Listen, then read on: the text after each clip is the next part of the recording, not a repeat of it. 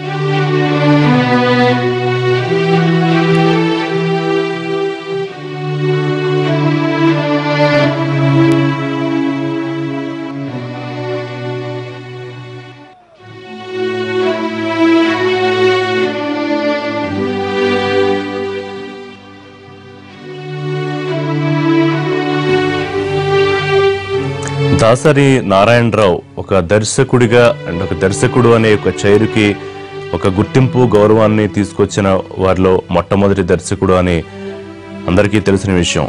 Captain పదవిగా ఒక దర్శకుడికి ఎంత గౌరవం ఇవ్వాలనేది స్టార్లతో సమానంగా, స్టార్ హీరోలతో సమానంగా స్టార్ దర్శకులను కూడా తయారవగలరు అని చెప్పడానికి మొట్టమొదటి ఉదాహరణ దాసరి నారాయణరావుగా సినీ పరిశ్రమ అంతా చెప్పుకుంటుంది. దాసరి తరం తరువాత నుంచే దర్శకుడికి ఒక గొప్ప గౌరవము, గొప్ప ఖ్యాతి వచ్చిందని కూడా అనేక మంది చెప్తూ ఉంటారు. ముఖ్యంగా స్టార్ హీరోలతో సమానంగా ఆయనకి డిమాండ్, ఇవాళ ఆదరణ కూడా అటువంటిదే మనం చూస్తున్నది కూడా. అనేక మంది వారి అంతిమయాత్రలో పాల్గొంటున్న దృశ్యాలు మనం చూస్తున్నాము.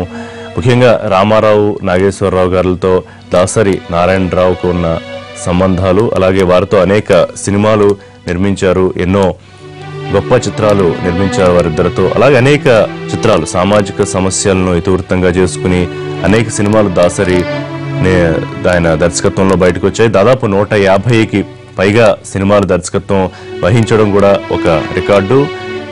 అలాగే 50 చిత్రాలకు పైగా వారు నిర్మాతగా కూడా వ్యవహరించారు. ఇక రైటర్గా వారు అనేక చిత్రాలకు మాటలు అందించారు. అనేక క్రాఫ్ట్స్లో దాసరి నారాయణరావుకు ఉన్న పట్టు సినీ పరిశ్రమలో మరే దర్శకుడికి లేదు అని కూడా చాలా మంది చెబుతూ ఉంటారు.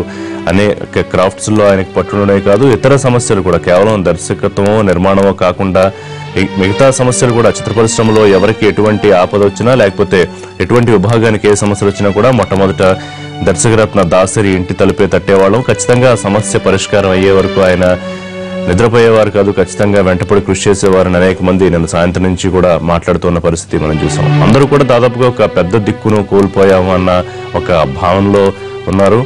అనేక మంది దర్శకులు వస్తారు, దర్శకులు అవుతారు, తర్వాత నెమ్మదిగా దర్శకత్వం లేకపోతే నిర్మాణం నుంచి పక్కకు తప్పుకుంటారు. కానీ దాసరి మాత్రం అలా కాదు. తెలుగు చిత్ర పరిశ్రమకి ఆయన ఒక ఆలయం ముందు ధ్వజస్తంభంతో పోల్చిన పరిస్థితి కూడా మనం చూసాం. పరుచూరి లాంటి గొప్ప రచయితలు కూడా ఎంత వారి దగ్గర నేర్చుకున్న విషయాన్ని కూడా ప్రస్తావించారు. ఇక అగ్రనటులు కానివ్వండి, కొత్త తరం వస్తున్న నటీనటులు కూడా దాసరితో పనిచేయాలని అనేక మంది ఆకాంక్షించడం. వారి చివరి సినిమా ఎర్రబస్సు అనే సినిమా తీశారు. ఆ తర్వాత కూడా అనేక సినిమాలకు దర్శకత్వం వహించడానికి మనకిచ్చిన ఎన్టీవీకి ఇచ్చిన ఇంటర్వ్యూల్లో కూడా వారు అనేక సందర్భాల్లో చెప్పారు, ఈ చిన్న సినిమాలు ఎక్కువగా తీసే ఆలోచనలో ఉన్నాను, కొత్త వాళ్ళని ప్రోత్సహిస్తాను, సినీ రంగంలో కొత్త టాలెంట్ చాలా అద్భుతంగా ఉంది. ఆయన అన్ని సినిమాలు చూసేవారని చెప్పేవారు. కొత్త సినిమాలు, పాత సినిమాలు అన్ని చూస్తూ ఎవరైనా బాగా చేస్తే ఫోన్ చేసి అభినందించడం దాసరికి ఉన్న ఒక గొప్ప ముఖ్య లక్షణంగా అనేక మంది చెబుతారు. ఎటువంటి భేషజాలు లేకుండా వారంతటా తనే ఫోన్ చేసి అభినందించడం అనేది చాలా గొప్ప విషయం. ఎంతో మంది అటువంటి అభినందనలు అందుకున్న నూతన నటీనటులు కూడా ఉన్నారు. కొత్త సినిమాలు నిర్మిస్తారని కూడా ఆయన మన ఇంటర్వ్యూల్లో చెప్పిన సందర్భం కూడా గుర్తు చేసుకోవచ్చు.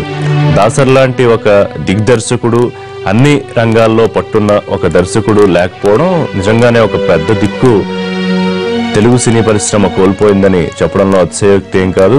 50 ఏళ్ల ఈ సినీ ప్రయాణంలో ఎన్నో సినిమాలు, ఇటు కమర్షియల్ సక్సెస్లు, అలాగే ఎన్నో సామాజిక సమస్యలను టచ్ చేస్తూ ఆయన తీసిన సినిమాలు, ఇక మేఘ సందేశం లాంటి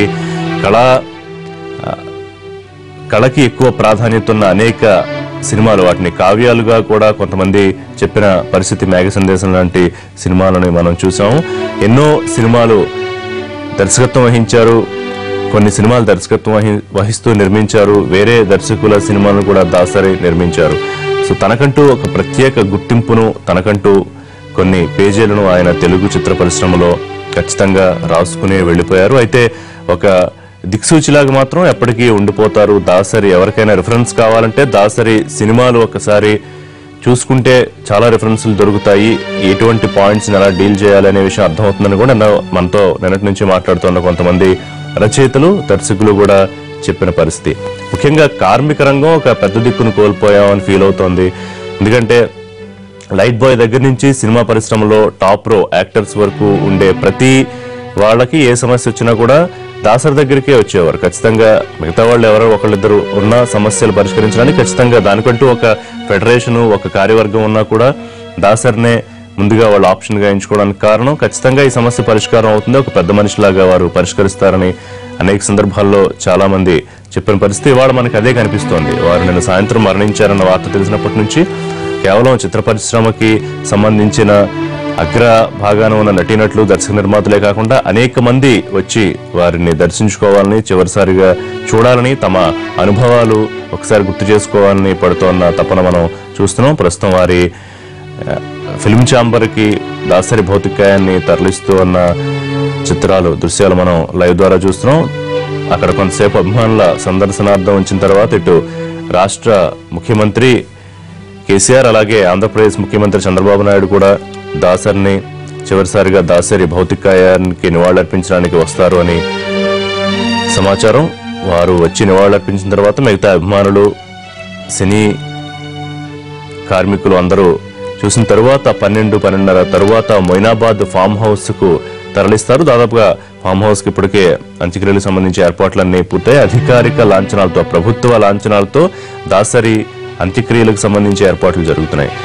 కొద్ది సంవత్సరాల క్రితం మరణించిన వారి భార్య దాసరి పద్మ సమాధి పక్కనే తన మృతదేహాన్ని కూడా ఖననం చేయాలని చెప్పి దాసరి గతంలో తన సన్నిహితులకు చెప్పినట్టుగా చెబుతూ ఉన్నారు. మొయినాబాద్ ఫామ్ హౌస్ కి తీసుకువెళ్తారు. ప్రస్తుతానికైతే ఫిలిం ఛాంబర్ కి దాసరి భౌతికాయాన్ని తరలిస్తున్నారు. ఇప్పటికే అనేక మంది రాజకీయ ప్రముఖులు సంతాపాన్ని తెలియజేశారు. ఇటు ఆంధ్రప్రదేశ్ ప్రభుత్వం నుంచి ప్రతిపాటి పుల్లారావు భౌతికాయం దగ్గరికి వచ్చారు ఇంటికి. చివరి పూజా సంస్కారాల్లో కూడా వారు పార్టిసిపేట్ చేశారు. ఇక గంటా శ్రీనివాసరావు కూడా వచ్చారు, మరో మంత్రి. ఇటు తలసాని శ్రీనివాస్ యాదవ్ ఆయన ఇక్కడ కూడా తెలంగాణ ప్రభుత్వం తరపున అన్ని ఏర్పాట్లు కూడా దగ్గరుండి పర్యవేక్షించిన పరిస్థితులు అన్నటి నుంచి మనం గమనిస్తున్నాం. ప్రస్తుతం వారి యాత్ర ఇటు ఇంటి నుంచి ఫిలిం ఛాంబర్ కు కొనసాగుతోంది.